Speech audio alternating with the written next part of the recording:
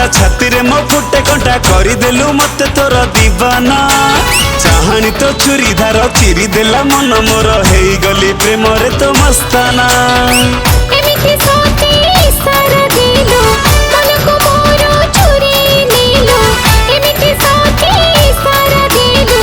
मन को मोर चुरी नीलो रात सारा तोते सपने देखु छी खाली नाली फरक वाली तोरा देखी स्टाइली तो पाछे गोड़े मुझे प्रेम दीवाना हेली अलो नाली फरक वाली तोरा देखी स्टाइली पाछे गोड़े मुझे प्रेम दीवाना हेली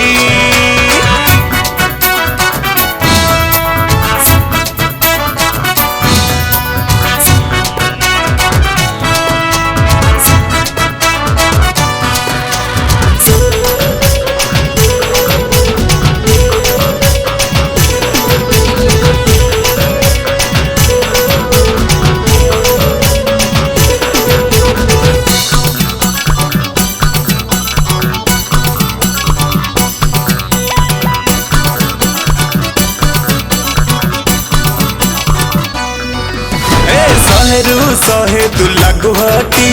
बयस तोर नटी नटी तो लचकी चली रे अटकी गला रे अमानिया मोर ए आखी ऐसा नहिला मती सतर संभाली रखी था मन को तोर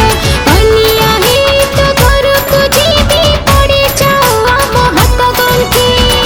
इशारा को तो पारिनी जानी कथरे तोर करिनु गुणी इशारा को तो पारिनी जानी कथरे तोर करिनु गुणी मन मोर एबे तो तेरे झुरु छी खाली नाली फरक वाली तोरा देखी स्टाइली तो पाछे गोड़े मुझे प्रेम दीवाना हेली अलो नाली फरक वाली तोरा देखी स्टाइली पाछे गोड़े मुझे प्रेम दीवाना हेली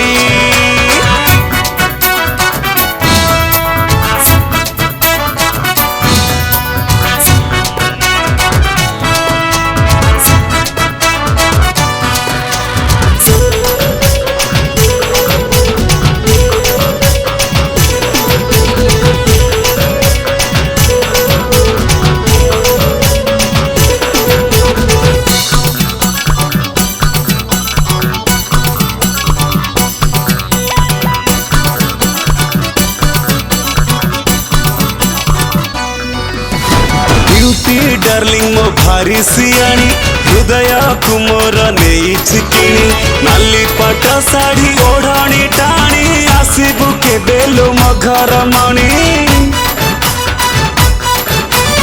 अलता मेहंदी हाथी लगे सजो बाजो होई रही चाही तू मन राजकुमार मुहे भीतर मनर रानी मनटा मोर भल चहनी प्रेमरे तोर जेबे पड़िनी मनटा मोर भल चहनी प्रेमरे तोर जेबे पड़िनी रात सारा तोते सपने देखु छी खाली नाली फरक वाली तोरा देखी स्टाइली तो पाछे गोड़े मुझे